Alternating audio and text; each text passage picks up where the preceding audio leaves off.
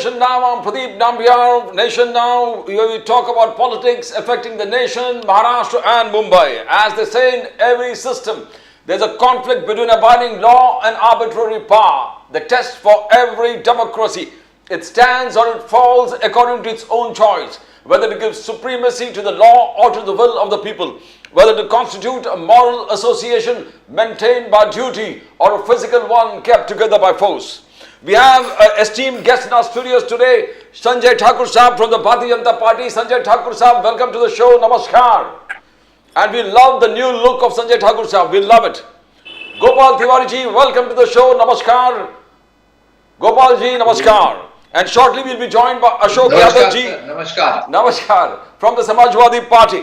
We talk about three issues. Amit Shah ji ne kaha ki Bharatiya Janata Party is the largest party in the world. It is not only the largest party in the world, it's a vibrant, democratic and the biggest party, full of democratic values. The biggest party. Second, Rahul Gandhi Congress ने आलोचना किया RSS के. RSS is anti जाति जनगणना. राहुल गांधी कांग्रेस ने कहा कि जाति जनगणना के विरोध है. RSS दलित, आदिवासी और पिछड़ों के खिलाफ है और जाति जनगणना के खिलाफ बात की RSS ने. अखिलेश यादव जी ने कहा कि देखो कौन सी महिला सुरक्षा के बात कर रहे हो, कौन सी महिला सशक्तिकरण के बात करते हो आप, जब बनारस हिंदू यूनिवर्सिटी में 2 से 3 जो रेपिस्ट है, 2 से 3 2 को बेल मिल चुका है जो बीजेपी आईटी सेल के साथ कनेक्टेड थे. संजय ठाकुर साहब, आपसे शुरू करते हैं. आपका जो बिगेस्ट पार्टी, अमित शाह जी ने कहा द वर्ल्ड्स लार्जेस्ट पार्टी. हम लार्जेस्ट पार्टी ही नहीं है मगर वाइब्रेंट पार्टी है, डेमोक्रेटिक पार्टी है. कार्यकर्ता जो है, आम कार्यकर्ता, वो हमारे आत्मा है, हमारे सोल है. ठाकुर साहब, संजय ठाकुर साहब, यू हर्ड मी. देखिए नाम्बियार साहब, इसमें कोई दो मत है ही नहीं. वो तो कहने की जरूरत इसलिए पड़ रही है क्योंकि इस देश का विरोधी पक्ष एक गलत नैरेटिव इस देश में तैयार करके देश को अफरा तफरी में, देश को एक बड़ी मुश्किल में झोंकना चाहता है. सत्ता से बाहर हुए लोग जल बिन मछली की तरह इस तरफ तड़प रहे हैं कि उनको लगता है कि किसी भी कीमत पे भारत की सत्ता में लौटा जाए और उस सत्ता की तड़प की वजह से इनको इतने बड़े बड़े झूठ बोलने पड़ रहे हैं. जिसने संविधान और संविधान की आत्मा का बार बार बलात्कार किया हो, वो लोग संविधान को बचाने वाले लोगों पे ये आरोप कर रहे हैं कि संविधान खतरे में है.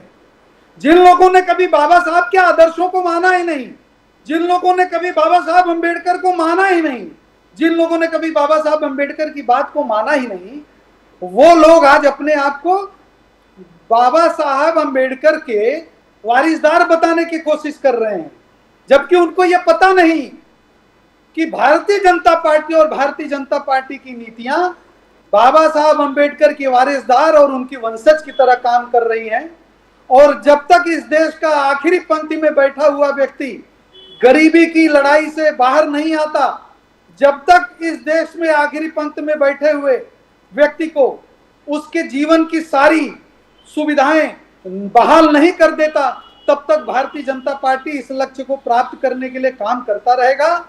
और इसी के साथ साथ में भारतवर्ष को पूर्ण तरह से विकसित राष्ट्र बनाने के लिए 2047 का संकल्प भी आदरणीय प्रधानमंत्री जी ने लिया है.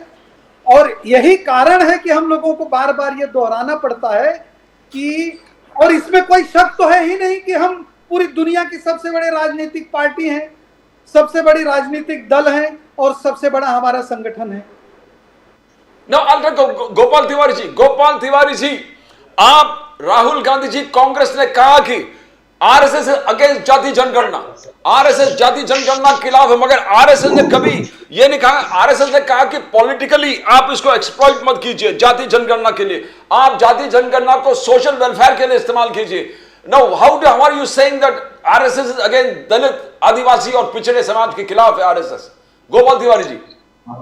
Sir, by constitution, by default, we have to fix the census after 10 years. अगर मैं आपको संविधान और ये इसकी ये देता हूँ तो 21 को जनगणना होनी चाहिए। हर 10 साल से हमारे देश में जनगणना होती है। ये भी मैं आपको 21 में मोदी सरकार ने ये जनगणना नहीं की, सेंसेक्स नहीं किया। सेकंड बात, हमारे संजय जी बोल रहे विरोधी पक्ष, भाई ये विरोधी पक्ष नहीं है, लोगों की सेकंड चॉइस है। आपको जो सीट्स मिली है उसके बाद में लोगों ने जो इंडिया गठबंधन को जो चॉइस दिया है, जो चुना है, वो सेकंड चॉइस है। हम कोई आपके दुश्मन नहीं है या ना देश में, ये देश के लोगों की है। आप उनको विरोधी पक्ष बोल के उनका देशवासियों का, जिन्होंने 100, 200, 250 तक मतलब जितने सीट्स दिए इंडिया गठबंधन को, उनका आप अपमान मत कीजिए। और ये बात रही संविधान, अरे भाई आप संविधान तोड़ मरोड़ के रख के उसको आप लैटरल एंट्री के हिसाब से आप अच्छी तरह से सेक्रेटरी आईएएस की जगह यूपीएससी एमपीएससी के जो चुनाव होता है, जहां से सिलेक्शन होता है, जो एक प्रोसेस है, उसको बिल्कुल उसको नजरअंदाज करके अलग थलग करके आप लैटरल एंट्री से लोगों को वहां पे भर रहे हो। तो वो कौन से विचारधारा के लोग हैं? आपका कोई प्राइवेट कंपनी नहीं है, ये देश के संविधान के हिसाब से प्रशासन चलता है। Indian administration service IAS IPS का एक कोई लहज है, उनको ओथ लेनी पड़ती है। आप लैटरल एंट्री के हिसाब से जो प्रशासन के पहिए है, वो प्रशासन है, जो हम सरकार चलाते हैं उसके पहिए है, वो आपके फेवर के लोगों को आप बिल्कुल कॉन्स्टिट्यूशन बिल्कुल जमीन में गाड़ के वो आप कर रहे हो। ये आपके लिए मतलब सीधी बातें वायलेशन कर रहे हो आप संविधान का और कॉन्स्टिट्यूशन का। इसलिए जनता ने आपको काफी जमीन पे लाने का प्रयास किया है। और रही बात अभी 25, देखो इन्होंने ये देखा है कि 50, 55, 60% तक वोटिंग होता है, तो 25-30% तक वोटिंग जहां होता है उनको एक अपना लो फिर, और तभी तो फिर अभी लूट चल रही है देश की। और क्या चल रहा है? ये कॉन्स्टिट्यूशन खतरे में है तो है, इसलिए तो आपको फिर जरूरत क्यों पड़ी? आप देश के ऊपर कॉन्स्टिट्यूशन आप मिटाना नहीं चाहते हो, तो फिर आपके नड्डा साहब तो बोलते कि हम रीजनल पार्टी को खत्म कर देंगे। 2-4 साल पहले का स्टेटमेंट है इनका। श्याम तिवारी साहब, गोपाल तिवारी जी, आप श्याम तिवारी मत बोलो, गोपाल जी। जातिवादी जाति गणना। अशोक यादव जी, वेलकम टू द शो। नमस्कार अशोक यादव, बोलिए। देखिए, जाति जनगणना की जो वकालत कर रही है कांग्रेस, तो जाति जनगणना के लिए भारतीय जनता पार्टी ने तो कभी मना किया ही नहीं है। लेकिन अगर आप जाति जनगणना की बात करते हैं तो बात उसको करनी चाहिए जिसको अपनी जात का पता हो। राहुल गांधी जी को बताइए कि पहले बताएं कि जब जनगणना होगी तो उनकी जाति के सामने कौन सी जाति लिखी जाएगी। राहुल गांधी जी की जाति क्या है ये तो बताइए पहले आप लोग। ये कब बताओगे? हिंदू है कि मुसलमान है कि ईसाई है कि चीनी है कि जापानी है, क्या है, ये बताएंगे कि नहीं बताएंगे? गोपाल जी, उनको कहिए वो पहले अपनी जाति बता दें, उसके बाद वो जाति जनगणना की बात करें तो अच्छा लगेगा। Tiwari ji, you want to answer that? Tiwari ji, is this engineering? Just look into Tiwari ji. Yeah, I will come to Ashok Yadav ji. Ashok Yadav जी, अखिलेश जी ने जिस प्रकार से कहा कि बीजेपी के जो महिला सशक्तिकरण के बात है, और बनारस हिंदू यूनिवर्सिटी से 3 में से 2 छात्रों को जो बीजेपी आईटी सेल के साथ जुड़ा हुआ था, उनको बेल मिला और सरकार ने पुअर डिफेंस किया कोर्ट में। अखिलेश यादव जी ने कहा कि यह खोखलापन है, महिला सशक्तिकरण, महिला सुरक्षा, क्या कहोगे अशोक यादव जी? देखिए, मैं तो यही कहूंगा कि भारतीय जनता पार्टी का जो चाल चरित्र और चेहरा है, ये जनता धीरे धीरे समझ गई है इन 10 सालों में। क्योंकि अगर जनता ये नहीं जान पाएगी कि ये जो बीएचयू के आईटी सेल के जो बलात्कारी थे, इनकी जमानतें कैसे हो गई, तो जनता भी जान रही है ना कि एजेंसीज ने कैसे रास्ता तैयार किया जमानत का। और जब रास्ता तैयार होता है तो रास्ते पे कोर्ट को मजबूरी में आना पड़ता है, क्योंकि जो जमानत देने न देने का जो सिस्टम होता है, सबको पता है कि एजेंसियों के हाथ में होता है। एजेंसियां अगर विरोध करती हैं, जमानत कोर्ट नहीं देती है। एजेंसियां कुछ ऐसा रास्ता बना देती हैं अपने लोगों के लिए, सरकारी एजेंसियां, ताकि उनको आराम से जमानत मिल जाए। इसीलिए विपक्ष के नेताओं को जमानतें जल्दी नहीं मिलती हैं और भाजपाई बलात्कारियों और भाजपाई नेताओं को खड़ी खड़ी जमानतें मिल जाती हैं। बहुत सारे केसेस में आपने देखा होगा। तो एक सारी चीजें एक तरफ महिला सशक्तिकरण की बात करने वाले, नहीं सुन लीजिए, अरे सुन लो जो भैया, सुन लो, बलात्कार, अरे बलात्कारी पार्टी के आप सदस्य हो, आप बलात्कारियों के सदस्य हो। आपकी पार्टी पूरे हिंदुस्तान में आप जैसी बलात्कारी पार्टी कोई नहीं है। आप जैसी बलात्कारी पार्टी कोई है ही नहीं। वो किसी के भी आप ये बताइए, आप लोग भगवा के बेस में भी महिला शोषण करते हैं, ये सबसे बड़ा सवाल है। स्वामी चिन्मयानंद का केस भूल गए? स्वामी चिन्मयानंद भूल गए? स्वामी चिन्मयानंद को जानते हो आप? स्वामी चिन्मयानंद को जानते हो कि नहीं जानते? पहले बताओ। मुलायम सिंह आप स्वामी चिन्मयानंद को जानते हो? स्वामी चिन्मयानंद को जानते हो कि नहीं आप? मुलायम सिंह यादव को स्वामी चिन्मयानंद को जानते हो? सुनो, अरे सुन लो यार, सुन लो। मुलायम सिंह जी श्रद्धेय हो चुके हैं, वो स्वर्गीय हैं, उनका नाम थोड़ा कायदे से लो। तुम सुनो, बदतमीज आदमी, नेताजी की बात सुनो। नेताजी की बात इस तरह बदतमीजी नहीं चलेगी। नेताजी की बात इस तरह बदतमीजी मत लो। बदतमीज प्रवक्ता बैठे हो तुम यहाँ पे बदतमीजी करने बैठे हो तुम यहाँ पे टीका लगा के। तुम बदतमीजी करने बैठे हो टीका लगा के यहाँ पे। तुम बदतमीजी करने बैठे हो टीका लगा के। बदतमीजी करो तुम। श्रद्धेय नेताजी का नाम तुम गलत तरीके से लोगे। श्रद्धेय नेताजी का नाम तुम गलत तरीके से लोगे।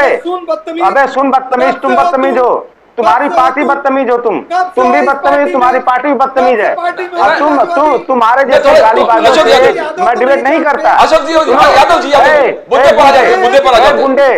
गुंडे चुप रहो, गुंडे चुप रहो, गुंडे चुप रहो, गुंडे चुप रहो, गुंडे चुप रहो, गुंडे चुप रहो, गुंडे हो तुम, चुप रहो, बलात्कारी कहीं के, चुप रहो। ठाकुर साहब सुनते सुनते अशोक यादव जी बोले, गुंडे चुप रहो, मुद्दे पर आइए। अशोक यादव जी मुद्दे पर आइए। गुंडे चुप रहो, अशोक यादव जी मुद्दे पर आते हैं। बलात्कारी तुम चुप रहो। बलात्कारियों को बात करने की तमीज नहीं है, बलात्कारी जनता पार्टी को बात करने की तमीज नहीं है। अशोक यादव जी जैसे बलात्कारी जनता पार्टी को बात करने की तमीज नहीं है। अपनी औकात में रहो, अपनी औकात में रहो। अशोक यादव जी अपनी औकात में रहो तुम। संजय ठाकुर साहब औकात में रहो। ठाकुर साहब तुम्हें मुद्दे पर आ जाते हैं। तुम दोनों मुद्दे पर आ जाते तुम हैं। अपनी औकात में रहो, बता दे रहा हूँ तुमको। दोनों मुद्दे पर आ जाते हैं।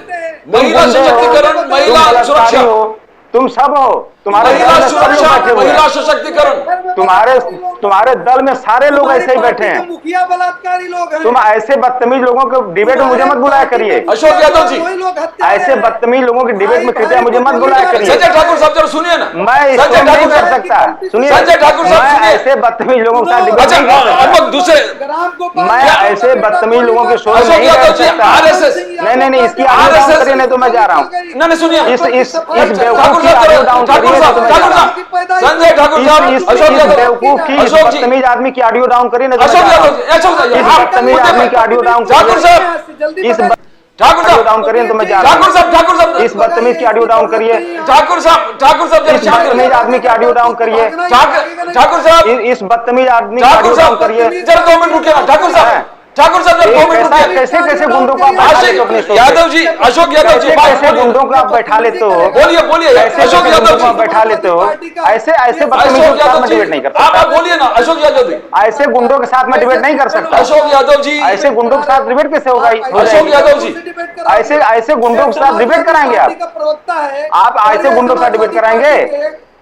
ऐसे गुंडों के साथ Yes, डिबेट गोपाल नहीं कर तिवारी जी, सकते। will go to Gopal Tiwari जी। गोपाल जी, ऐसे गुंडों के साथ हम डिबेट नहीं कर सकते। ऐसे बदतमीजों के साथ डिबेट हम नहीं कर सकते। ऐसे बदतमीजों के साथ डिबेट नहीं कर सकते। अशोक यादव जी मुद्दे पर आ जाते हैं। ऐसे बदतमीजों के साथ डिबेट नहीं हो सकती। अमित शाह जी इस ने आदमी कहा के कि पास सबसे- इस आदमी अमित के शाह जी पास ने- बात करने की तमीज न हो, जिस आदमी के पास बात करने की तमीज न हो, जिस बदतमीज आदमी से बात करने की तमीज न अशोक यादव जी, हो, उस आदमी के साथ क्या हम डिबेट करेंगे भाई? अशोक यादव, ठाकुर साहब उनको बोलने दो ना थोड़ा। ठाकुर साहब, तो इस बदतमीज से क्या बात? अबे चुप रहो बदतमीज। ठाकुर साहब जरा बात, ठाकुर साहब, चुप रहो। चुप गंदे कहीं के। ठाकुर साहब जरा सुनिए ना, सुनिए। ठाकुर साहब, no, we'll, engineering, what is the problem? I mean, are we getting somebody? Ashok Yadav जी, ऐसा अच्छा, है प्रदीप जी। ठाकुर साहब विल कम टू जाति जनगणना। वीर ठाकुर, जिस प्रकार से कांग्रेस आरोप लगा दिया है, कांग्रेस ने आरोप किया कि आरएसएस इज अगेंस्ट जाति जनगणना। ठाकुर साहब, how can you defend it? शायद आरएसएस ने कहा कि इसको पॉलिटिकल टूल मत बनाए, चुनावी हथियार मत बनाए। ठाकुर साहब देखिए, ऐसा है कि कभी भी भारतीय जनता पार्टी को यह डिफेंड करने की आवश्यकता ही नहीं। कारण यह है कि कांग्रेस पार्टी को जब भी कुछ कहना होगा तो उनको आरएसएस मिल जाती है। हर चीज में उनको आरएसएस को घसीटना है। मैंने पहले ही कहा प्रदीप जी कि भारतीय जनता पार्टी कभी भी जाति जनगणना के विरोध में नहीं थी, ना है।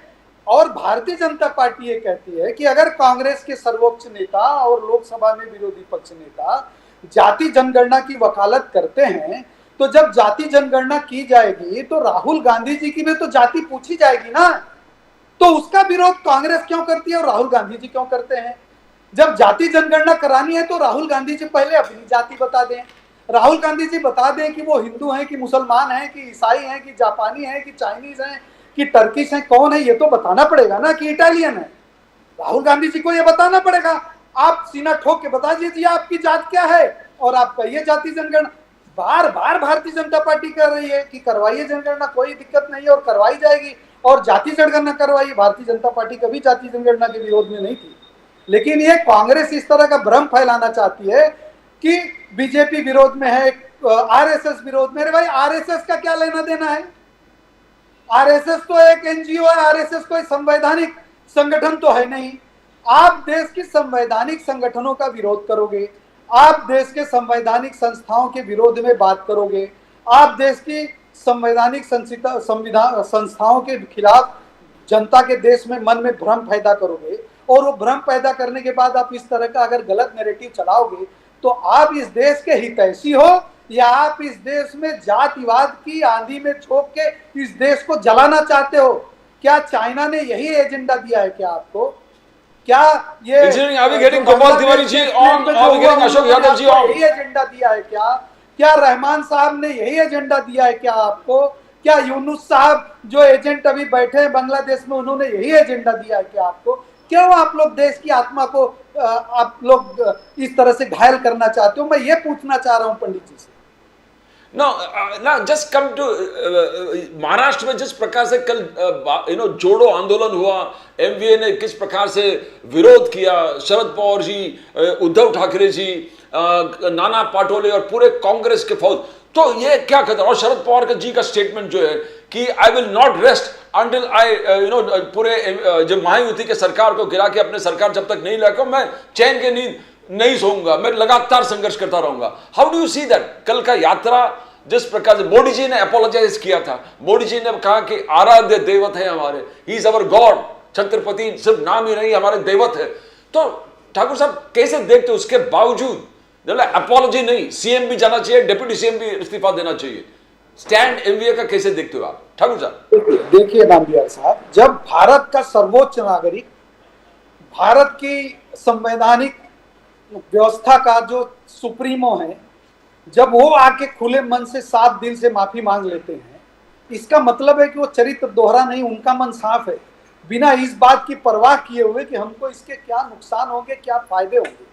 वो राजनीतिक माफी नहीं थी उनकी, वो हृदय से एक मांगी गई माफी है। और इसके खिलाफ बात कौन कर लोग कर रहे हैं? अरे भाई, कांग्रेस पार्टी दिया हो, आज उनके लोग इस तरह की बात कर रहे हैं। देखिए, राजनीति में, लोकतंत्र में आंदोलन करना सबको अधिकार है, सबको हक है, लेकिन जब हम आंदोलन करते हैं, जब कोई बात करते हैं, तो इतनी जिम्मेदारी के साथ ये बात करनी चाहिए कि जब हम कोई बात करते हैं तो वो बात देश के खिलाफ न जाए, और पूर्व में हमारे नेताओं द्वारा किए गए कामों के उस पर हमारे काम परिलक्षित न हो। एक तरफ तो आप बाबा साहब अंबेडकर के खिलाफ बात करोगे, एक तरफ आपने लिखित रूप से नेहरू जी ने लिख दिया है हमारे आराध्य देवत छत्रपति शिवाजी महाराज के बारे में, और इस देश की जनता सुनती है। कुछ उस तरह के लेफ्टिस्ट माइंड के लोग उसको एंजॉय करते हैं।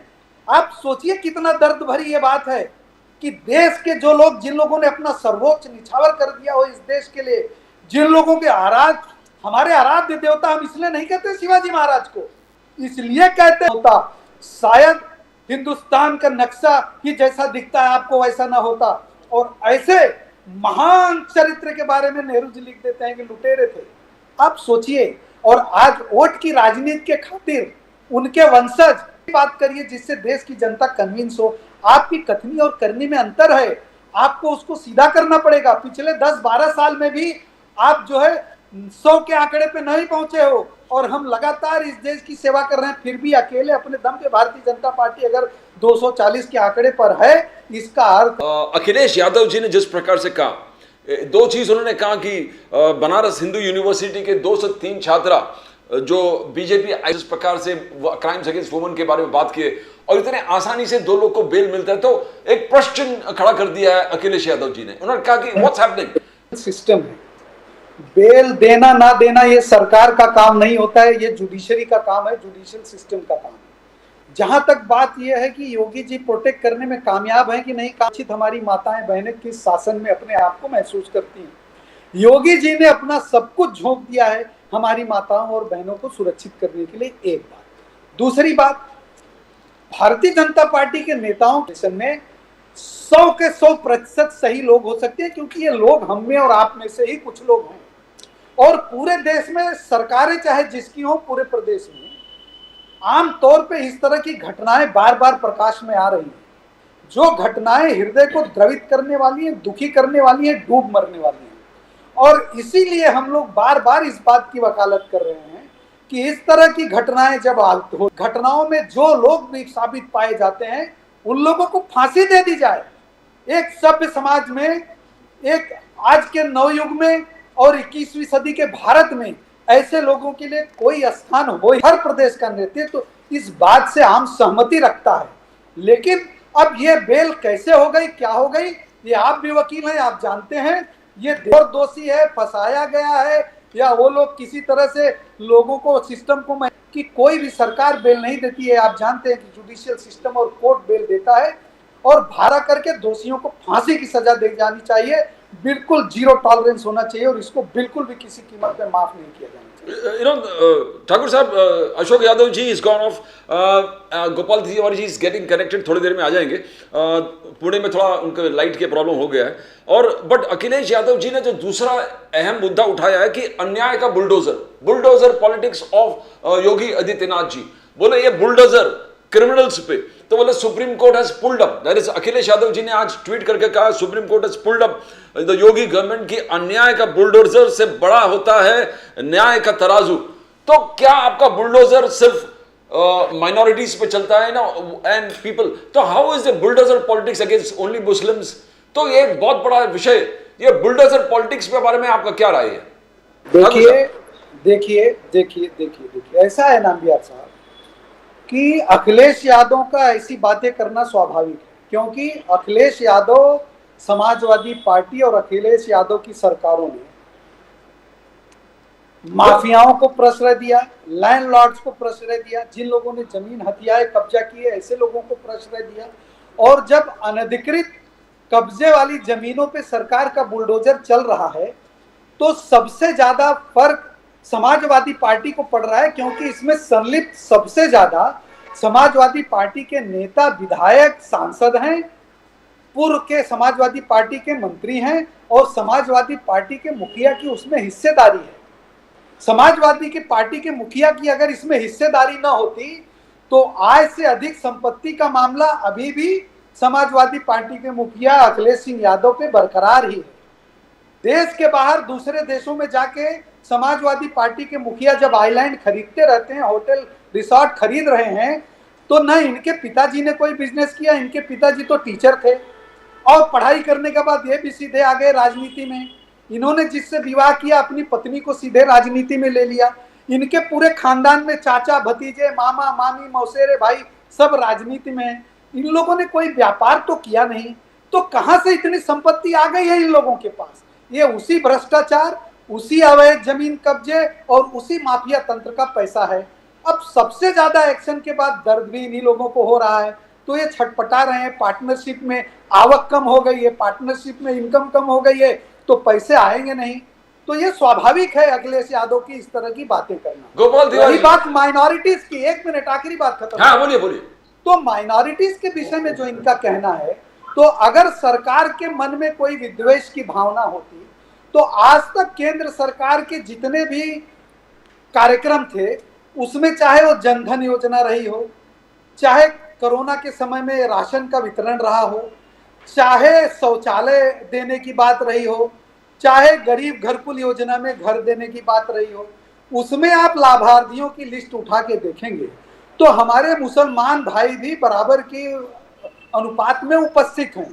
तो ये कहना तो बिल्कुल दो अहम दर्जे की बात है कि भारतीय जनता पार्टी विद्वेष की भावना से काम करता है। ये अलग बात है कि समाजवादी पार्टी के शासनकाल में जितने भी मुसलमान अपराधी, मुसलमान माफिया, मुसलमान जमीन कब्जा करने वाले लोग थे, उन सारे लोगों से इनका गठबंधन था, इनकी पार्टनरशिप थी।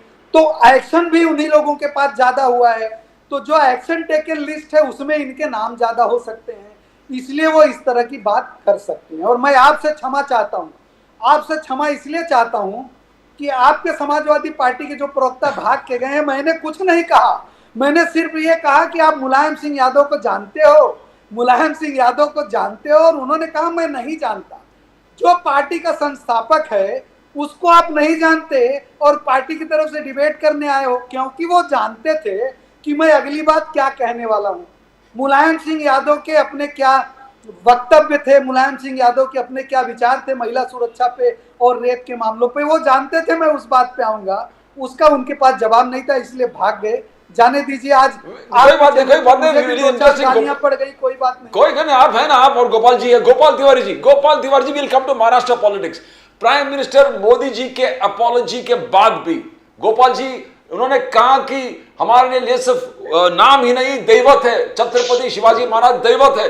गोपाल जी उसके बाद भी कल जबरदस्त तरीके से विरोध किया आपने, एमवीए ने जबरदस्त, पवार साहब ने यहां तक कर दिया, I will not rest until I dethrone this government, MVA has to go, Mahayuti has to go. Gopal ji why, क्या अपॉलॉजी इज नॉट इनफ? आप बोल रहे कि सीएम, डिप्टी सीएम सबको इस्तीफा देना चाहिए। गोपाल जी देखो प्रदीप जी, सबसे पहले सॉरी, ये अचानक पावर ऑफ हो गया, इलेक्ट्रिसिटी ऑफ हो गई, और ये अभी का जो महाराष्ट्र की सरकार, ये बार बार हो रहा है सर, ये आफत बार बार आ रही है, लोग बहुत परेशानी है। हर आज के और कल के अखबार में भी है कि बार बार इलेक्ट्रिसिटी ऑफ हो रही है, बार बार हो रहा है। सोलर मतलब गणेशोत्सव, सोलर पावर, अरे आपके ये देखो, आपका फेल्योर है, ये त्रिकुट सरकार का फेल्योर है। इलेक्ट्रिसिटी सही ढंग से नहीं दे पा रहे, सप्लाई नहीं कर पा रहे, लोगों को काफी परेशानी हो रही है, पूरा भ्रष्टाचार है शासन में। और अभी रही बात डिबेट की, तो डिबेट में मैं इतना ही कहना चाहता हूं, आप जब कहते थे, मेरी बात अधूरी रह गई। हाँ, बोलिए। इन्होंने रीजनल पार्टी को खत्म करना चाहता है, लेकिन जब सत्ता की हवस होती है सत्ता के, तो उनको रीजनल पार्टी याद आती है, फिर अस्मिता याद आती है। और महाराष्ट्र की अस्मिता के बारे में उन्होंने घोर अपमान किया है। एक छत्रपति शिवाजी महाराज का स्टैच्यू तक नहीं बिठा पाते ये लोग एक सही ढंग से उसको, मतलब ये कितना फेल्यूर है। महाराष्ट्र की जो एक मान बुंदे है, छत्रपति शिवाजी महाराज सिर्फ महाराष्ट्र के नेता नहीं है, छत्रपति शिवाजी महाराज देश के नेता है, देश के दैवत है, हमारे आराध्य दैवत है, देश के भगवान। जब इनको 2019 में जब चुनाव था, तब उनको जल्दी में स्टैच्यू बिठाना था, मतलब मन में नहीं भाव। और मराठी में कहावत है कि मनी नहीं भाव देव मला पाव। तो ऐसा है कि जब इनके मन में भाव नहीं है और वो छत्रपति शिवाजी महाराज का लेते नाम है, मराठा आरक्षण का नाम लेते हैं सिर्फ वोटों के लिए, और वोटों की राजनीति करना जानते हैं। इतने बड़ी पार्टी होने के बाद आज तक 60 साल में 10 बार जो कांग्रेस पार्टी को चुन के दिया है, वो भी इतने अहंकारी नहीं बनी है। अभी जुम्मे ये दो बार क्या चुन के आए, तो उनको तो हाथ बिल्कुल सर पे उठ के ऊपर चले गए। ऐसी तो इनकी आदत है और ये इनके मानसिकता है इनकी। तो छत्रपति शिवाजी महाराज का घोर अपमान किया है, उनको माफी, मतलब वो भी कैसे ढंग से उन्होंने कैसे किया, वो क्या तरीका है? उनके साथ और किसी का और किसी की बराबरी करते हो, ये कौन सा तरीका है? छत्रपति शिवाजी महाराज का एक स्टैचू नहीं बिठा पाते आप। उसका भ्रष्टाचार भी उसमें भी भ्रष्टाचार। अरे छत्रपति शिवाजी महाराज में भी भ्रष्टाचार। अरे इतना अपमान तो उस समय हिंदवी स्वराज के जो विरोधक थे, हिंदवी स्वराज के जो विरोधक थे, उन्होंने भी इतना छत्रपति शिवाजी महाराज का अपमान नहीं किया जिन्होंने हिंदुस्तान की भारतीय जनता पार्टी ने किया। हिंदुस्तान के हिंदवी स्वराज के जो विरोधक थे, उन्होंने भी इतना अपमान नहीं, घोर अपमान नहीं किया। उन्होंने इतना अपमान किया है और उसमें माफी नहीं, इनको अभी जाना तय है। तभी तो इन्होंने महाराष्ट्र में जिन्होंने इनके खिलाफ वोट किया था, जिन्होंने भ्रष्टाचार के आरोप जिन पे लगाए, वो एनसीपी को, भारतीय जनता पार्टी के खिलाफ वोटिंग किया था, वो उनको साथ में लेके वो सत्ता चला रहे। ये तो हालत है उनकी। तो you want to answer Sanjay Thakur साहब, तिवारी साहब ने जिस प्रकार से वर्णन किया, आपको जाना तय है। मैं बड़े आदर के साथ घनश्याम तिवारी जी की बातें, घनश्याम नहीं, गोपाल तिवारी जी, गोपाल भाई की, पुराने कांग्रेसी है पूरे, गोपाल तिवारी जी की बातें सुन रहा था और मुझे भी मराठी की एक कहावत याद आ गई, निंदकाचे घर असावे शेजारी। हम इनकी निंदा को हमेशा अपने लिए बेटरमेंट का जरिया समझते हैं। मैं इनसे सिर्फ इतना ही कहना चाहता हूं गोपाल भाई से कि गोपाल भाई, आपके पूर्व के नेता जो आज आपके साथ नहीं है, आदरणीय शरद पवार जी ने मराठाओं से जितना छल किया है, उतना छल आज तक हिंदुस्तान के इतिहास में किसी ने नहीं किया है। पहली बात।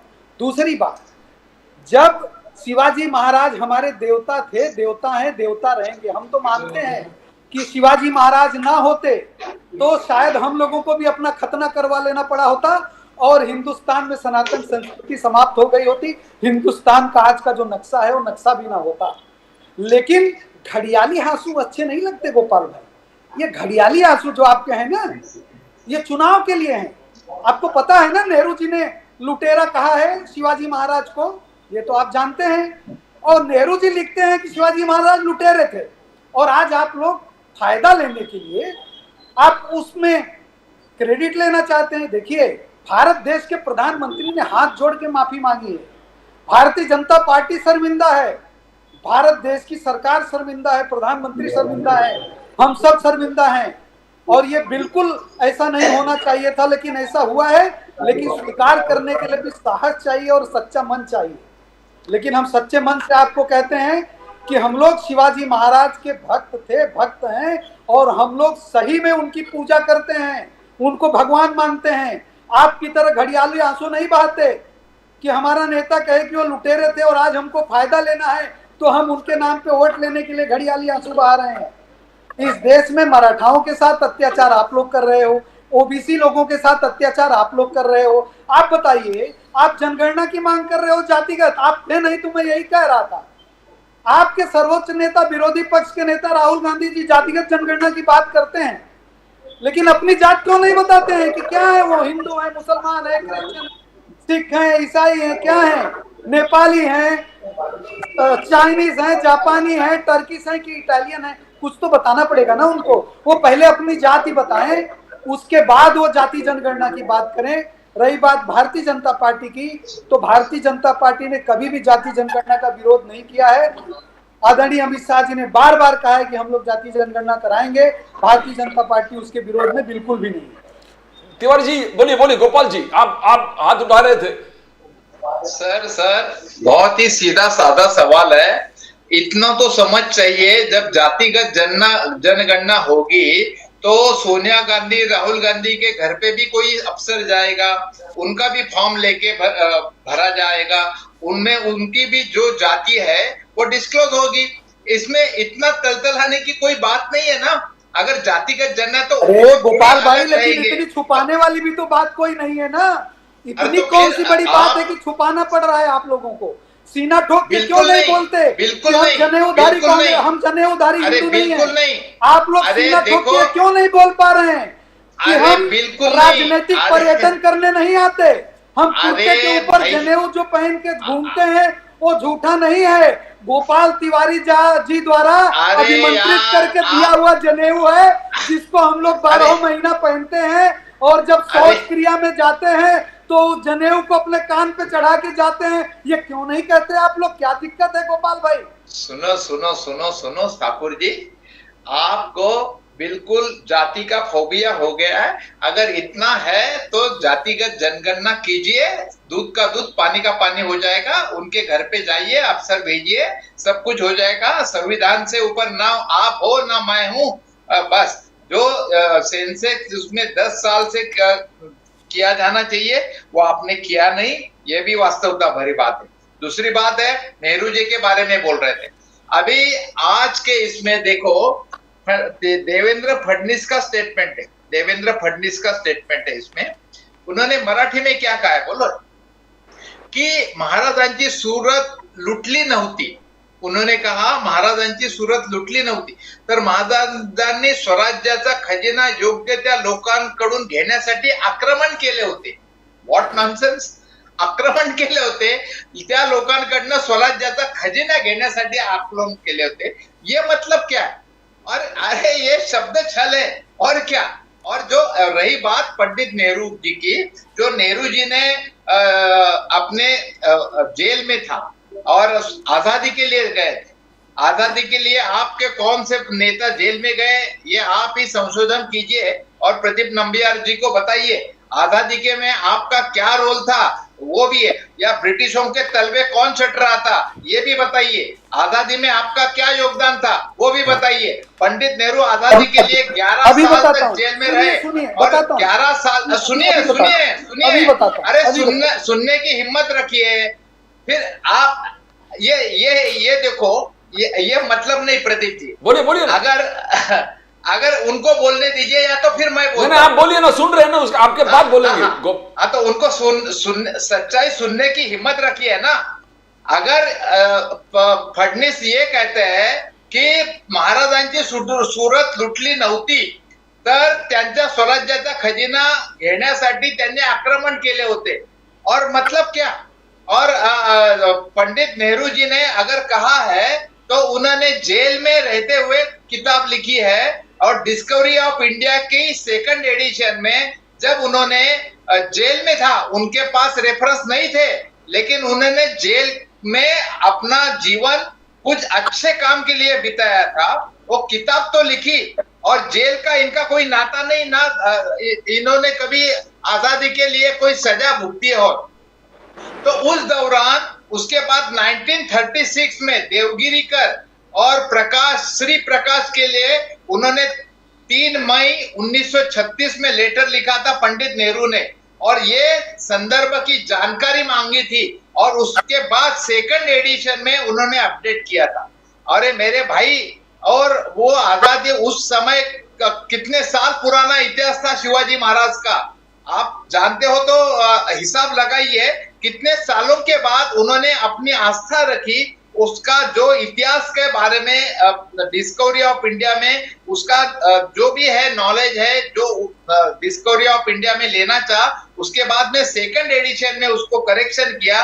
वो ताजी घटना नहीं थी, पीछे के जाके इतिहास में जाके छानबीन करने की घटना थी। और मेरा तीसरा सवाल, अगर नेहरू जी के बारे में या कोई बारे में अगर ये कहते हैं कि छत्रपति शिवाजी महाराज का व्यक्तिमत्व वादग्रस्त था, इसका मतलब ये पुतला जो गिरा है उसका समर्थन कर रहे हैं क्या आप?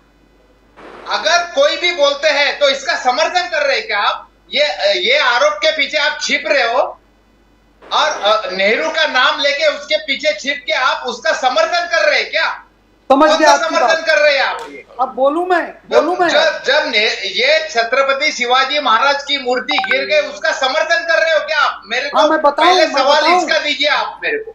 बोलिए ठाकुर साहब, बोलिए। देखिए ऐसा है नंबियार साहब, देखिए नंबियार साहब, ऐसा है कि गोपाल भाई से मुझे यही अपेक्षा थी। असल में कांग्रेस पार्टी को बनाया एक अंग्रेज ने है, ये अंग्रेजों के वंशज हैं।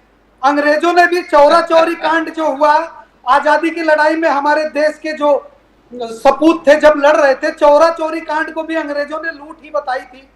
और ये अंग्रेजों के वंशज, अंग्रेजों ने बनाई इनकी कांग्रेस पार्टी, अंग्रेजों के तलवे ये चाटे, अंग्रेजों के एजेंट ये हैं, अंग्रेजों के गुलाम ये हैं। आज तक ये लोग गुलामी कर रहे हैं। आज भी अंग्रेजी मानसिकता के लोग इनकी पार्टी के मुखिया हैं।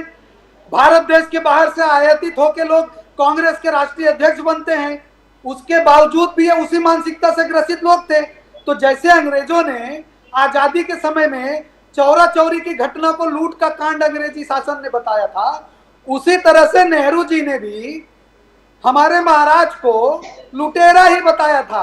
अब जब ये बात हम बता रहे हैं, उसका मौका दे दिया इन लोगों ने, कांग्रेस के लोगों ने जब वो मौका दे दिया और जब हम वो उस बात को इस देश के सामने ला रहे हैं तो कांग्रेस के लोगों को दर्द हो रहा है। कांग्रेस कब अपना किरदार साफ करेगी? कब तक आप एक के बाद एक उसका एक्सप्लेनेशन देते रहेंगे कि पहले एडिशन में हमने वैसे लिखा, दूसरे एडिशन में हमने वैसे लिखा, हम भगत सिंह की माफी चाहते थे, हम भगत सिंह की माफी नहीं चाहते थे, हम भगत सिंह को फांसी दिलवाना चाहते थे इसलिए हमने कोई पत्र नहीं लिखा, भगत सिंह स्वयं चाहते थे फांसी पर चढ़ना इसलिए हमने पत्र नहीं। कब तक इस तरह का झूठ बोल बोल के आप लोग देश के लोगों को गुमराह करते रहोगे? असल में आप लोग तो सत्ता पाना चाहते थे, मुगलिया सल्तनत के आप लोग दलाली करते करते अंग्रेजों तक आए। अंग्रेजों के वंशज जब काबिज हो गए, अंग्रेजों ने अपनी पार्टी बना दी कांग्रेस। उसके बाद जब सत्ता जान छोड़ के जानी पड़ी अंग्रेजों को, तो अंग्रेजों ने कैसे अपने ही एजेंट को, अपने दलालों को किस तरह से ये सत्ता हस्तांतरित कर दी जाए, वो हस्तांतरित करते हुए इस देश के इतिहास को कैसे मिटाया है और इस देश के जो हुतात्मा थे, इस देश के जो वीर सपूत थे, उन लोगों को इस देश की इतिहास से कैसे मटिया मेट करके खत्म किया है और कुछ चंगिंदा लोगों को कैसे उनका आप लोगों ने महिमा मंडल किया है। इस देश के लेफ्टिस्ट लोगों ने, ये पूरा भारत जान चुका है। 21वीं सदी का डिजिटल जमाना है गोपाल भाई, और जो इतिहास आपने छुपाया है इस देश के लोग वो इतिहास भी पढ़ रहे हैं। आपकी लाइब्रेरी में वो किताबें नहीं हो सकती हैं, लेकिन दुनिया की ऐसी बहुत सारी लाइब्रेरियां हैं जहां पे किताबें उपलब्ध हैं और भारतीय जनता पार्टी के सिपाही पढ़ पढ़ के ये जानकारी लोगों तक उपलब्ध करा रहे हैं। आप खाली ये मान लीजिए कि आप लोग अंग्रेजों के एजेंट हैं, तो मैं आपकी सब बात मान लूंगा। आप अंग्रेजों के एजेंट थे। तिवारी साहब, यू हर्ड व्हाट ठाकुर साहब सेड। देखो प्रदीप जी, इनको देखो, जो कांग्रेस ने आजादी में योगदान किया है, इनका एक नाम बताइए सर। इनका 10 साल में जब भारत छोड़ो का जो नारा दिया गया था, कौन सा इनका नेता था? घर में कांच के सामने लाठी काठी चला के नहीं होता राष्ट्रभक्त, ये इनका क्या है? और जो कई महात्मा गांधी जननायक आज इनको पूछिए कि आरएसएस का गठन कब हुआ था? जब आजादी की लड़ाई महात्मा गांधी के नेतृत्व में सुभाष चंद्र आजाद, जिन्होंने सुभाष चंद्र बोस, जिन्होंने राष्ट्रपिता भारतीय जनता पार्टी का गठन कब हुआ? आरएसएस का गठन सरदार पटेल ने उनको कहा था कि ये एक निशान, एक विधान की बात करने वाला नेता कौन था? पंडित नेहरू थे, जिन्होंने बोला कि नहीं हमारी डेमोक्रेसी है, उनके ऊपर हम पाबंदी नहीं लगा देंगे। क्या बात कर रहे हैं आप? शर्म आनी चाहिए आपको। उन लोगों की कीमत पे ये लोग आज भी आपके पूर्वज थे, आपके आजादी के, आप आजादी हमारे ही पूर्वज थे गोपाल तिवारी जी, हमारे ही पूर्वज थे। अरे हमारे ही पूर्वज थे, एक दो नाम तो बताइए ना, दो नाम तो हमारे ही पूर्वज थे। जब आप लोग शर्म आनी चाहिए। कांग्रेस के योगदान के ऊपर शहीद भारतीय जनता पार्टी का गठन कब हुआ? करके बनी आरएसएस का गठन कब हुआ? मिल गई। आजादी की लड़ाई कब लड़ी गई? मैं सब पूछ रहा हूँ आपसे, मैं आपसे पूछ रहा हूँ। एक निशान, एक संविधान, एक विधान की बात चाहिए आपको। आजादी में कौन सा योगदान था आपका? ब्रिटिशों के लिए अपने प्राणों की आहुति किसने दी? ब्रिटिशों के प्राणों की आहुति लेने वाला कांग्रेस का कौन? शर्म आनी चाहिए। ये बताइए आप इस देश के निर्लज्जता से बोलते हैं आप। नेहरू जी के मना करने के बावजूद श्यामा प्रसाद मुखर्जी जी कब कश्मीर गए, वो जानते थे उनकी हत्या कर दी जाएगी, उनकी हत्या शासन द्वारा बेशरम जैसे बात कर रहे हैं आप, बिना उसकी परवाह किए कश्मीर पहुंचे और उन्होंने कहा कि ये कश्मीर हमारा है, हमारा रहेगा, और तुम्हारे ही सत्ता में बैठे हुए लोग गोपाल भाई उनकी जान ले लेते हैं। तो आप लोगों को तो ये पता ही नहीं, आप लोगों को खाली इस देश के जिन लोगों ने अपनी कुर्बानी दी है, उनकी कुर्बानी पे अपना नाम लिख के आप लोगों को फायदा लेना है और कुछ नहीं है। क्या बात कर रहे? Tiwari sahab, I want to ask you something. Amit Shah ji ने 10% ऐसे नहीं होता कोई। आधी अधूरी जानकारी नहीं, मुझे जवाब दीजिए ना आप। अरे आप जवाब क्यों नहीं दे पा रहे हैं? आरएसएस का गठन कब हुआ? गोपाल तिवारी जी, आरएसएस का गठन कब हुआ? आरएसएस का गठन कब हुआ बताइए ना। आपके कहने से होता है क्या? अरे भाई, आरएसएस आप कहते हो कि आरएसएस कहाँ थी, आपके बीजेपी कहाँ थी? तो जब गठन जब हुआ उसके बाद इनके नाम ऐसे हजारों लाखों राष्ट्रवादी लोग, ऐसे हजारों लाखों राइट विंगर लोग उस देश की आजादी की लड़ाई में थे, इसलिए देश आजादी हुआ। अंग्रेजों के दलालों और अंग्रेजों के एजेंडों के सहारे ये देश आजाद नहीं हुआ है। आपने मटिया मेट कर दिया, आपने नेताजी सुभाष चंद्र बोस जी। गोपाल तिवारी जी, आर्टिकल 370 आपके फारूक अब्दुल्ला के साथ जो अलायंस हुआ है, फारूक अब्दुल्ला के साथ नेशनल कॉन्फ्रेंस के तहत आपका अलायंस हुआ है, और राहुल गांधी जी वेरी क्लियर बहुत सारी चीजों पर एब्सोल्युटली किया, Congress totally with the country. तो मगर जब फारूक अब्दुल्ला जी कह रहे हैं कि you know we need to have dialogue with Pakistan, LOC trades with Pakistan should improve, restore, हम रेस्टोर करेंगे आर्टिकल 370, तो ये कैसे गोपाल जी कैसे होगा? आपका मिलन कैसे होगा? फारूक अब्दुल्ला ना कांग्रेस का है, लेकिन इनके जो हमारे प्रधानमंत्री है बिन बुलाए मेहमान जैसे जाते हैं पाकिस्तान को बिरयानी खाने को, केक काटने को, बिना बुलाए मेहमान जैसे। और क्या है, और वो जाते तो डिप्लोमेटिक पॉलिसी रहती है उनकी, डिप्लोमेसी रहती है। अरे वाह, अरे तो पार्लियामेंट के इसके बारे में पार्लियामेंट में इसके बारे में चर्चा कीजिए। बिन बुलाए मेहमान जैसे आप केक काटने चले जाते हो, बिन बुलाए बिरयानी खाने को जाते हो, और ये कौन सा ये? अरे अरे उसका आने जाने का खर्चा भी भारत के ऊपर, भारत सरकार के ऊपर थोपा इन्होंने, उसका खर्चा भी भारत सरकार के ऊपर थोपा है। इतना तो बेइज्जती करके आए। अभी यूक्रेन और रशिया के साथ ये हमारे विश्व गुरु बनने गए थे। यूक्रेन ने क्या, जेकेस्लोवाकिया ने क्या जवाब दिया इनको? बेइज्जती करवा दी। अरे जेकेस्लोवाकिया ने क्या दिया? यूक्रेन और रशिया के बारे में विश्व गुरु बनने चले गए थे, क्या जवाब दिया आपको? क्या जवाब दिया? बेइज्जती कर दिया आपके प्रधानमंत्री की। बहुत अच्छी बात की जेकेस्लोवाकिया ने क्या कहा आपको कि हम बिना बुलाए जाते हैं, आप लोग अरे बिना बुलाए जाते हो, बिरयानी खाने को, केक खाने को जाते हो ना, बिना बुलाए जाते हो ना। मिलते हैं। We come to Maharashtra politics. Maharashtra, Gopal Tiwari ji, Ladki Bahin scheme, Ladki Bahin scheme, गुलाबी रिक्शा स्कीम, अन्नपूर्णा स्कीम, इतने सारे स्कीम जो एकनाथ शिंदे और मायावती लेके आए, तो क्या ये Ladki Bahin scheme is rattle the MVA क्या है? लाड़की बहन स्कीम से रैटल हुआ है तिवारी साहब कि आप लोग शिवाजी महाराज के इशू को लेकर उसको दबाना चाहते हो क्या, लाड़की बहन स्कीम को? Do you think it's a popular scheme Ladki Bahin, Gulabi rickshaw, Annapurna scheme, technical education में गर्ल्स को free education? Tiwari sahab, is this going to be a game changer? देश को आजाद करने में जिनका योगदान नहीं था, आजाद देश की राष्ट्रीय संपत्ति का जिन्होंने लूट चालू की है, और आज भी पुणे में 500 करोड़ की जगह 50 करोड़ में जाए, सब अखबार में आया है, सभी अखबार में आया है। देश में ये लूट कर रहे, महाराष्ट्र गवर्नमेंट की जितने भी करोड़ों की जमीन थी अपने चेले चपटों को दे रहे। और लाड़की बहन के हमारा तो महालक्ष्मी योजना मैनिफेस्टो में था, इनका मैनिफेस्टो में अगर कोई आता तो हम मानते थे। इनके पैरों तले जमीन खिसक गई है। 19 में जिन्होंने बीजेपी के खिलाफ वोट दिया था, उनके ऊपर इन्होंने भ्रष्टाचार के आरोप करके उनको सत्ता में लिया है। इनका नैतिकता नहीं है, लोगों के सामने जा नहीं पाते, इसलिए अपोजिशन पार्टी का अस्तित्व खत्म करने में तुले हुए हैं। और राष्ट्रवादी जिनका बीजेपी के खिलाफ जिनको चुन के दिया है, उनको सत्ता में ले रहे।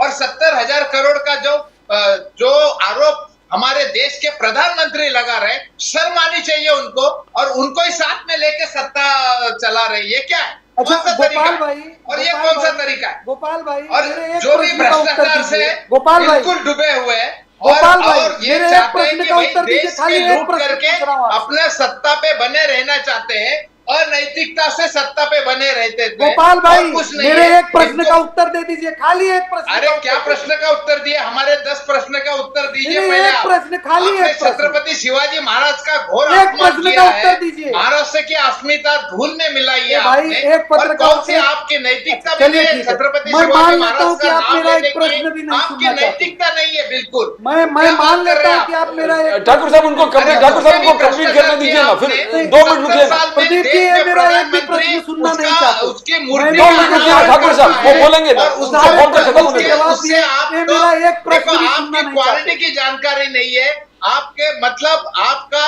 आपको राम साहस मंदिर हो, का छत गिरने लगा आप है, में पानी साहस हो टपकने तो एक लगा प्रश्न है, सुनिए और आपका जवाब एयरपोर्ट गिर जाता है, ये वहां पे आप पुल पे में दरारें साहस गिरती हो। है। हर आप- कोई आप इसमें में इनको आप कंप्लीट- failure है। तिवारी जी को सिर्फ कंप्लीट भ्रष्टाचार, करें। भ्रष्टाचार और भ्रष्टाचार और कुछ नहीं है। पैसा खाने को चाहिए इनको मान और लिया, कुछ नहीं कर मान पाते। लिया आप में साहस नहीं, एक प्रश्न सुनना। आप पूछिए पूछिए पूछिए ठाकुर नहीं, साहब, नामबियार बोलो साहब, अगर वो सुनना चाहे तो मैं पूछूं। बोलिए बोलिए ठाकुर साहब, बोलिए ना, बोलिए ना आप। इनका भी- गोपाल भाई अजय- पूछे, बताएं कि भाई पूछो तो मैं पूछूं। आप बोलिए बोलिए ना, आप बोलिए। अरे- तिवारी साहब हर चीज के लिए तैयार है। गोपाल भाई, सिर्फ एक बात बताइए, उद्धव ठाकरे भ्रष्टाचारी हैं कि ईमानदार हैं? खाली इस बात का जवाब दीजिए। क्यों? आपके पास सोबत है तो सत्ता काय के लिए? आपके पास 10 साल से सत्ता है तो क्या कर पाया आप? मर गए ना? भ्रष्टाचार फंस गए या ना? कोई भी बात, अरे भाई, शर्म फंस आनी गए चाहिए ना? आपका। फिर सत्ता आप से जिसके छोड़ साथ दो ना। गठबंधन आप- कर रहे हो आप उसको सत्ता ईमानदार पे भी हो, नहीं कर पा आपके रहे पास हो। सब, आपके पास प्रदीप सीबीआई जी, है, आपके पास जिसके होम साथ डिपार्टमेंट है, गठबंधन करके आपके पास सत्ता में आने का भ्रष्टाचार है स्वप्न पूरा है, देख रहे तो हैं, आप किसका, उसको आप ईमानदार इंतजार भी नहीं किसका कर पा हो? रहे। आप इंतजार किसका कर रहे हो? नहीं, मुझे आप बताइए। भ्रष्टाचार के साथ बताइए, आप उद्धव compromise ठाकरे कर रहे हो जी क्या? ईमानदार हैं कि अरे बेईमान आप हैं? बोलते ही है ना, सत्ता आपके पास है, सत्ता उद्धव आपके ठाकरे पास है जी ना। ईमानदार हैं कि बेईमान सत्ता हैं? आपके पास है तो क्या कर रहे हैं आप? अरे भाई, उद्धव ठाकरे जी मगर ईमानदार हैं कि ठाकुर साहब, बेईमान हैं? गोपाल जवाब तिवारी दीजिए जी, आप। तिवारी जी कह रहे ये होम मिनिस्ट्री आपके पास है। ये कोई सवाल है? जवाब उद्धव दीजिए, ठाकरे उद्धव ठाकरे भ्रष्टाचारी जी है कि ईमानदार नहीं हैं है? कि फिर सत्ता बेईमान हैं? आपके पास काय तो के लिए है? फडणवीस जी आप एक्शन क्यों नहीं ले रहे थे? ठाकुर साहब फडणवीस जी एक्शन क्यों नहीं ले रहे? सत्ता में स्थापित होने का स्वप्न देखते हैं और अरे ये भी 10 नहीं साल कर में पा ना रहे हैं आप कि उद्धव ठाकरे जी घोटाला ईमानदार उजागर हैं। पाए ना 2G स्कैम उजागर कर पाए। अरे भाई, उद्धव देश की ठाकरे जी संपत्ति की ईमानदार हैं कि लूट की है बेईमान हैं? आपने, किसी देश तरह की बताइए। संपत्ति। नहीं, करप्शन के चार्ज क्या है? 4 गुना कर्जा ठाकुर किया है, साहब, 4 चार्जेस तो गुना- बोलिए। उद्धव ठाकरे 4 जी गुना ईमानदार कर्जा हैं कि किया है। बेईमान हैं? देश की संपत्ति 16 लाख करोड़ रुपया उद्धव डूब के चले ठाकरे गए। जी ललित ईमानदार हैं कि मोदी बेईमान और हैं? नीरव मोदी और उद्धव विजय ठाकरे मल्ल्या जी ईमानदार हैं कि सबको बेईमान हैं? सबको भगा दिया आपने। उद्धव ठाकरे शर्म आनी जी चाहिए ईमानदार हैं कि आपको। बेईमान हैं? शर्म आनी चाहिए मैं ये आपको। क्लिप भेजूंगा उद्धव ठाकरे जी को अरे और क्या बताऊंगा बात कि कर रहे हैं देखिए, आप? आपके वो गठबंधन हंसी के साथी मजाक वाला आपको स्टेटमेंट कर रहे ईमानदार भी नहीं हैं। कर सत्ता पा रहे आपके हैं। पास है और मैं आप बोलते हो, भेजूंगा मेरे उद्धव को ठाकरे पूछते जी हो को एक उद्धव क्लिप ठाकरे और भ्रष्टाचारी है कि बताऊंगा नहीं? कि तो आपके आप सत्ता गठबंधन काय के को साथियों चलाते के हैं? प्रवक्ता अरे हाईकोर्ट आपको ने बोला ये ईमानदार भी नहीं गवर्नमेंट कह को रहे नपुंसक हैं। है, ये नपुंसक। क्रेडिबिलिटी है आपके पास आपकी सत्ता है कांग्रेस तो के क्या साथ। कर रहे हैं आप? मैं दोनों से बताइए पूछूंगा, मुझे। मैं दोनों से ठाकरे पहले जी ठाकुर साहब आपसे बेईमान पूछूंगा। है। ठाकुर साहब आपसे प्रदीप जी, पूछूंगा, पूछिए इनसे। आप पहले विजय माल्या के जवाब दो, फिर मैं उनसे पूछूंगा उद्धव ठाकरे। विजय माल्या, नीरव विजय मोदी, मल्ल्या जी इनके दीदी और इनके जीजा जी के बहुत अच्छे दोस्त थे। इनके दीदी और जीजा जी विजय मल्ल्या के प्लेन में ट्रेवल करते थे।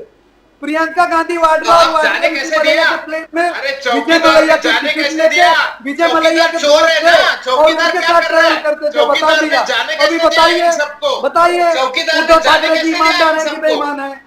अब आपने नीरव उद्धव मोदी ठाकरे है, जी की ललित तुलना मोदी विजय है। मल्ल्या से कर दी। चौकीदार ने जाने अरे कैसे दिया गोपाल इन तिवारी सबको? जी, लीला- आपने उद्धव अरे ठाकरे जी हमारे की तुलना विजय मल्ल्या से कर दी। सभी अफसरों प्रदीप के कामयार सामने जी, इनसे भाई नीरव पूछिए कि मोदी क्या ये उद्धव बोलते ठाकरे जी की हैं, तुलना सभी अफसरों के विजय सामने मल्ल्या से कर रहे हैं इनको क्या? जाने कैसे दिया? प्रदीप नामबियार जी, आप आपने पूछिए ना जाने भाई कैसे दिया आपने? कि ये विजय मल्ल्या से तुलना कर रहे हैं। मैं आप विजय एक बोल दिया, मल्ल्या वो जो ललित मोदी और नीरव मोदी का पूछिए, जवाब दीजिए तो फिर मैं उनको पूछता हूँ। ये आदरणीय उद्धव ठाकरे जी को ईमानदार भी नहीं बता पा रहे। नीरव मोदी और ललित मोदी के बारे में ठाकुर साहब, इनको ठाकुर साहब आप जवाब दीजिए नीरव मोदी और ललित मोदी के बारे में। ईमानदार भी नहीं कर पा रहे उद्धव ठाकरे जी। नीरव मोदी, ललित मोदी के बारे में थोड़ा जवाब दीजिए ठाकुर साहब। अगर जवाब नहीं दे पा रहे सही तो क्या मैं फिर पूछता हूं उनको। आप पहले ठाकुर साहब जवाब दीजिए। आप विजय माल्या के बोले, नीरव मोदी, ललित भाई, मोदी का क्या? ललित मोदी, नीरव मोदी, सुनिए, मेहुल चोकसी, मेहुल चोकसी कहाँ सुनिए, गए? सुनिए, मेहुल सुनिए। चोकसी, नीरव मोदी, ये सब ललित जो मोदी है, कहाँ गए? ये सब कहाँ इनके गए? दीदी और जीजा जी अरे जो क्या है बात कर रहे हैं ना, आप? उनके दोस्त हैं। हाँ, एक बात जरूर कहता हूँ मैं इनके दोस्त कि हैं। उद्धव जी के बारे में ये बयान इसलिए नहीं दे पा रहे अरे हैं उद्धव जी कि इनको भ्रष्टाचारी डर है, हैं आज कि मैं नहीं, ये ईमानदार पूछते कह तो दूंगा आपके उद्धव पास ठाकरे जी सीबीआई है, को, और ईडी कल उद्धव है, ठाकरे जी ईडी फिर से क्या भाजपा के कर रहे साथ हैं चले आपका? गए तो फिर मैं उनको बेईमान कैसे कहूंगा? बट ठाकुर ये कांग्रेस की साहब नीति है। गोपाल तिवारी जी का नामबिया डिबेट, साहब, ये कांग्रेस की नीति है। अरे कांग्रेस प्रदीप जी, अभी भी इनके उद्धव पास ठाकरे सभी जी पर एजेंसी विश्वास है, नहीं करती तो है। अभी भी उद्धव ठाकरे को कांग्रेस भ्रष्टाचारी को कहते डर हैं, तो है ये कि उद्धव कार्रवाई क्यों ठाकरे नहीं जी कर कल रहे? अगर बीजेपी के साथ चले गए तो हम उनको बेईमान नहीं कह पाएंगे, इसलिए ये लोग उद्धव ठाकरे जी को ईमान होम मिनिस्ट्री ठाकुर साहब आपके पास है। दोगली रणनीति और इनकी दोगली नीति है, इन लोगों का दोगला चरित्र है। 34 सीट यही दिया है बात इनको। मैं उद्धव ठाकरे महाराष्ट्र की को जनता समझाने ने के लिए बीजेपी आपकी को अपनी डिबेट में ये जगह प्रश्न बता पूछ दी रहा है। हूँ। महाराष्ट्र की जनता ने लोकसभा ये चुनाव में कांग्रेस के लोग हमेशा अपनी दोगली जगह बात बता करते दी है। हैं, कान खोल इनकी के दोहरी सुनिए। रणनीति होती है, कान खोल के दोगला सुनिए। चरित्र है 10 और साल- दोगली बात 10 करते साल के हैं। ऊपर 10 साल के ऊपर 10 साल के ऊपर हाँ, कांग्रेस को 98% बढ़त दिए है और 2047 तक अब नहीं आओगे, भूल जाओ। क्या चाहिए देश को और विकसित क्या भारत चाहिए? बना के छोड़ेंगे। अरे अरे काय का विकसित भारत 2047 बना? तक सपना है, दिला सपना है आपका। अरे देश को 4 मुंगेरी गुना लाल के सपने आपने मत कर्जा देखो बढ़ाया भाई। देश के ऊपर और काय का 2047 विकसित तक भारत भारतीय बनाया? जनता पार्टी इस देश के लोगों को इस देश का विकसित राष्ट्र बना के तब इस देश के दूसरे लोगों के हाथ में देगी। मैं ठाकुर साहब आपको पूछता भारत हूं, को विकसित राष्ट्र ठाकुर बना के साहब छोड़ेंगे। शरद पवार जी पहले कहा कि बस हो गया, एनडीए आपका विल जाने गेट का समय आ 155। गया। शरद पवार आपका- साहब ने कहा 155 पहले एनडीए को मिलेगा। आज शरद पवार जी कह रहे हैं 225 लेकर ही छोड़ूंगा। 225 सीट शरद पवार जी कह रहे हैं कि एनडीए का होगा ठाकुर साहब। तो और ये शरद पवार जी, हाँ। शरद पवार जी बहुत ही आदरणीय और बहुत ही बुजुर्ग नेता हैं। बिल्कुल, लेकिन मैं शरद पवार जी की बात का विश्वास क्या करूं?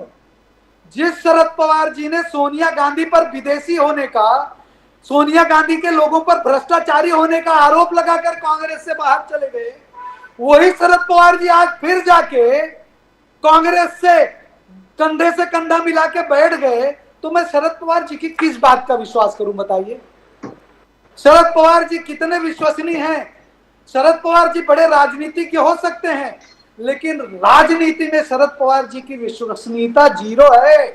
शरद पवार जी की कथनी और करनी में अंतर होता है। शरद पवार जो कहते हैं वो करते नहीं हैं, और जो करते हैं वो कभी कहते नहीं हैं। तो शरद पवार जी अगर कह रहे हैं 225 ले लूंगा, तो निश्चित जानिए कि शरद पवार जी चुनाव के बाद फिर से भारतीय जनता पार्टी को बाहर से समर्थन घोषणा कर सकते हैं। 2014 में भारतीय जनता पार्टी को जरूरत नहीं थी किसी की, तब भी शरद पवार जी ने बाहर से समर्थन घोषित किया था। आप लोग क्यों भूलते हैं ये सब चीजें? हम नहीं भूलते। 2014 में देवेंद्र जी मुख्यमंत्री बने तो हमको किसी के समर्थन की जरूरत नहीं थी, लेकिन शिवसेना को 5 साल तक ब्लैकमेल करके भड़काने के लिए उन्होंने बिना मांगे 5 साल का बाहर से समर्थन दे दिया, और कदाचित वो फिर वही करेंगे। गोपाल तिवारी जी, इटालियन मामला वो भूले नहीं है, अभी भी वो सोनिया जी को अपना नेता नहीं मानते हैं। आप लोगों को समझ में नहीं आती बात, तो मैं कब तक समझाऊंगा यार? नहीं, थोड़ा जवाब सुनिए ठाकुर साहब। आपने पूछा है, हमने पूछा, तिवारी साहब जवाब देंगे। तिवारी साहब, गोपाल तिवारी जी कोई जवाब नहीं देंगे। नहीं, सुनिए 2 मिनट सुनिए। ये अगर सुनने की हिम्मत रखते तो नहीं, जवाब हिम्मत देता है, हूं। हिम्मत है। तिवारी जी बोलिए। ये अगर सुनने की हिम्मत रखते तो जवाब देता हाँ, हूं। बोलो। अगर डिबेट का तरीका और संस्कार इन्हें पता नहीं है ना, तो आप डिबेट में मुद्दे मत पर आइए आइए। ना, मुद्दे पर आइए ना। वो सुन रहे हैं ठाकुर साहब। बोलिए तिवारी साहब, बोलिए। देखो, एक तो बात करता हूं, ये बेबुनियाद बातें करने में माहिर है बीजेपी, तथ्यहीन बातें करने में बहुत माहिर है। कभी भी शरद पवार जी ने ऐसे नहीं कहा था कि कांग्रेस भ्रष्टाचारी है। हाँ, ये जरूर कहा था विदेशी का मुद्दा, लेकिन हम अपने पार्टी की सत्ता के ज्यादा हम संविधान की रक्षा और लोकतंत्र को बचाना चाहते हैं। और तभी 2004 में हम सब जाके उनके साथ सत्ता में आए थे यूपीए एक में। तब इन सब लोगों ने सोनिया जी को समर्थन दिया था, लालू यादव और पवार जी के साथ। लेकिन फिर भी सोनिया जी प्राइम मिनिस्टर नहीं बनी। हमने डॉक्टर मनमोहन सिंह जैसे एक कामयाब अच्छे नेता को आगे लाया। अभी रही 2014 की बात, अगर ये कहते कि भाई उस समय शिवसेना के एकनाथ शिंदे अपोजिशन लीडर बन गए थे और इनकी सरकार दाव पे, तो इन्होंने भ्रष्टाचार का आरोप लगा के जो अजीत पवार अभी लगा रहे ना, तब ब्लैकमेलिंग से इनका सपोर्ट चाहा इनका। तब मैं आपके साथ दर्शकों को भी याद दिलाना चाहता हूं, जब कांग्रेस का एक राष्ट्रवादी कांग्रेस का एक गुट था जिनके ऊपर उन्होंने भ्रष्टाचार नहीं तो अंदर डालेंगे करके उनका सपोर्ट लिया है, स्वार्थी सपोर्ट लिया है, सेल्फिश सपोर्ट लिया है, भ्रष्टाचार से कॉम्प्रोमाइज करके सपोर्ट लिया है 2014 में। जब लेकिन मामला आगे आया तो 2019 में 5 साल ये ढोल पीट रहे थे कि हम एक ही सीएम दे रहे हैं। अरे अंदर जाने का डर लुटेरों को ही होता है। अरे सुनो तो, लुटेरे होते हैं उनको ही अंदर जाने का डर होता है। अरे सुन तो 2014 में बाहर से शरद पवार जी ने समर्थन क्यों दिया? ऐसा नहीं कर रहे। नहीं, आप डिबेट को घुमा रहे हो ना गोपाल भाई, आप मेरे प्रश्न का उत्तर ही नहीं दे रहे हो। ये आप लोगों को एक मौका मिल गया है। 50 साल तक आप लोगों ने लूट की और लुटेरे लोगों को जब अंदर करने लगे तो आप लोग कह रहे थे एजेंसियों का बात कर रहे हैं। अरे भाई, इंडी का गठबंधन तो लुटेरों का गठबंधन है, लुटेरों की टोली है। इंडी गठबंधन लुटेरों की टोली है, इंडी गठबंधन लुटेरों की टोली है। और ये लुटेरों की टोली जिनके ऊपर भ्रष्टाचार के राष्ट्रवादी लोगों को सत्ता से बाहर निकालना चाहती है। और ये लुटेरे सोचते हैं कि ये राष्ट्रवादी लोग अगर सत्ता में रह गए तो हम सारे लोग जेल की शराब होंगे। इसलिए ये लुटेरों का गठबंधन बार बार राष्ट्रवादी लोगों का विरोध करता है और राष्ट्रवादी लोगों का विरोध करके ये इस देश के लोगों को गुमराह करके इस देश की सत्ता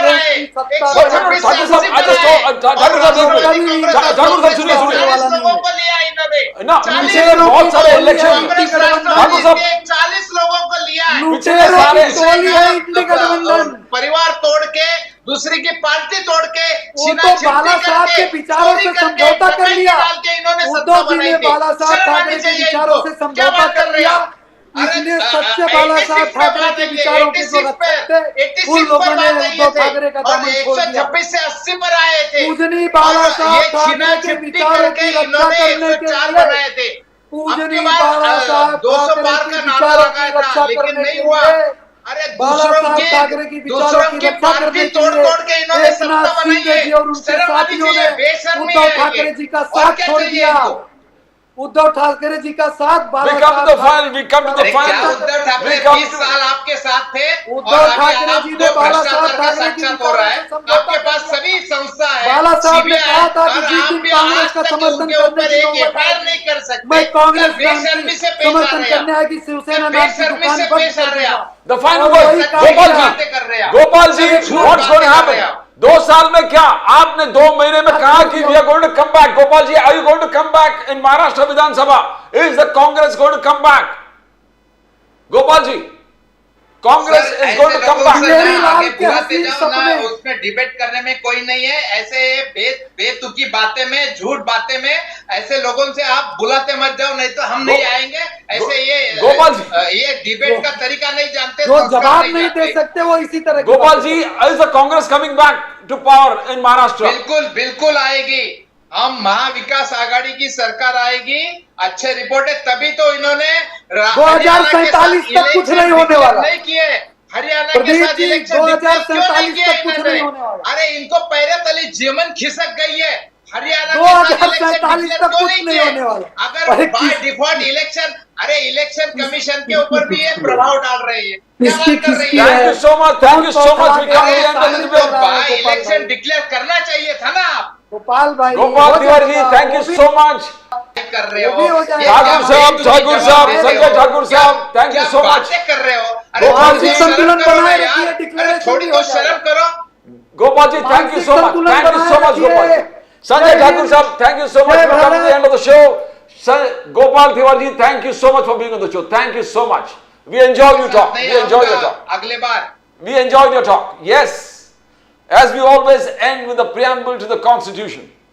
We always end with the preamble to the Constitution where we say, we the people hereby resolve to constitute India into a sovereign, socialist, secular, democratic republic and to secure to all its citizens justice, equality, liberty and fraternity.